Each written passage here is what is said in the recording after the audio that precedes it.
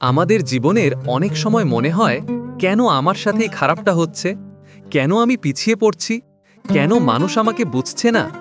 কিন্তু এই প্রশ্নগুলোর উত্তর আমরা তখন বুঝি না, কারণ আল্লাহর পরিকল্পনা চলছে পেছনের পর্দায়। একটা সময় ছিল যখন ইয়াকুব আহা ছিলেন গভীর দুঃখে নিমজ্জিত।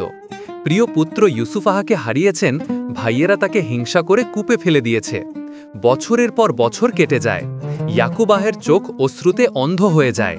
মানুষ বলতো, তুমি এত বছর ধরে কাঁদছো কেন, তোমার ছেলে তো মারা গেছে। কিন্তু ইয়াকুব আহা বলতেন, আমি আল্লাহর কাছেই আমার দুঃখ প্রকাশ করি, আর আমি জানি আল্লাহর পক্ষ থেকে এমন কিছু আছে যা তোমরা জানো না। এই কথাটা ছিল তার ধৈর্যের প্রতীক। বছর পেরিয়ে যায়, আর অবশেষে সেই হারিয়ে যাওয়া ইউসুফ আহা মিশরের রাজপ্রাসাদে পৌঁছে যান।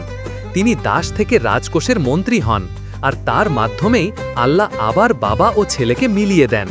সব কষ্ট, সব অন্ধকার এক মুহূর্তে অর্থপূর্ণ হয়ে গেল। তখনই বোঝা গেল আল্লাহর পরিকল্পনা কখনোই ভুল হয় না। একটা পুরনো কাহিনী আছে, একজন মানুষ জাহাজডুবিতে পড়ে একা একটা নির্জন দ্বীপে পৌঁছে যায়। সে প্রতিদিন আল্লাহর কাছে দোয়া করত, হে আল্লাহ, কেউ যেন এসে আমাকে বাঁচায়। সে গাছ কেটে একটা ছোট কুঁড়ে ঘর বানায়, তার সামান্য জিনিস রাখে তাতে। একদিন সে খাবার খুঁজতে বের হয়েছিল, ফিরে এসে দেখে তার ঘর পুড়ে ছাই। সে ভেঙে পড়ে কান্না শুরু করে, হে আল্লাহ, তুমি আমার শেষ আশাটুকুও নিয়ে নিলে। কিন্তু পরদিন সকালে সে দেখে দূরে একটা জাহাজ আসছে।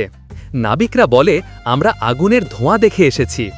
যে আগুনকে সে ধ্বংস ভেবেছিল, সেটাই ছিল উদ্ধারের সংকেত। তখনই সে বুঝল আল্লাহর প্ল্যান সবসময় সেরা, শুধু ধৈর্য লাগে সেটা দেখার জন্য।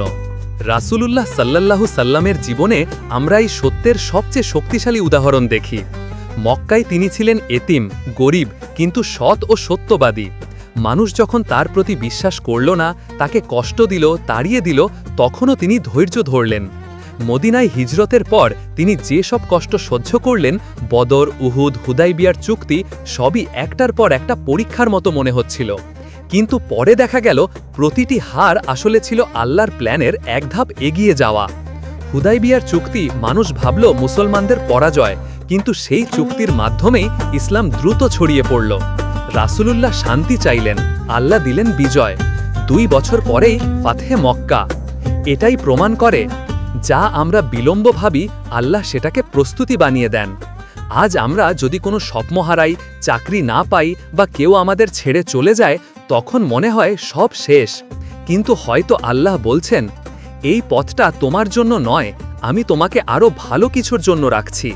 কখনো আল্লাহ দেরি করেন না, তিনি শুধু ঠিক সময়ে দেন। বর্জিনোটের চিহ্ন, বর্জিনোটের চিহ্ন। শেষ কথা, ধৈর্য মানে শুধু চুপচাপ থাকা নয়। ধৈর্য মানে বিশ্বাস রাখা যে এখন যা হচ্ছে সেটাও আল্লাহর হিকমতের অংশ। তুমি যদি আজ কষ্টে থাকো, মনে রেখো ইয়াকুব আহা কেঁদেছিলেন, ইউসুফ আহা বন্দী ছিলেন, রাসূলুল্লাহ সাল্লাল্লাহু সাল্লামকে তাড়িয়ে দেওয়া হয়েছিল, কিন্তু শেষ পর্যন্ত আল্লাহ তাদের মুখে হাসি ফুটিয়েছেন। তোমার গল্প আলাদা নয়, শুধু সময়টা এখনো শেষ হয়নি। কারণ আল্লাহর প্ল্যান সব সময় সেরা, কিন্তু সেটা বোঝা যায় ধৈর্যের পরে। একজন দরিদ্র যুবক প্রতিদিন আল্লাহর কাছে দোয়া করত যেন সে একটা চাকরি পায়। বারবার চেষ্টা করেও ব্যর্থ হতো।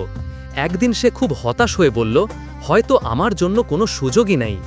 কিন্তু কয়েক মাস পর সে জানতে পারে যে অফিসে সে কাজ পেতে চেয়েছিল, সেটা এক ভয়াবহ অগ্নিকাণ্ডে ধ্বংস হয়ে গেছে। সে বুঝল আল্লাহ তার জন্য ভালো কিছুই করেছিলেন।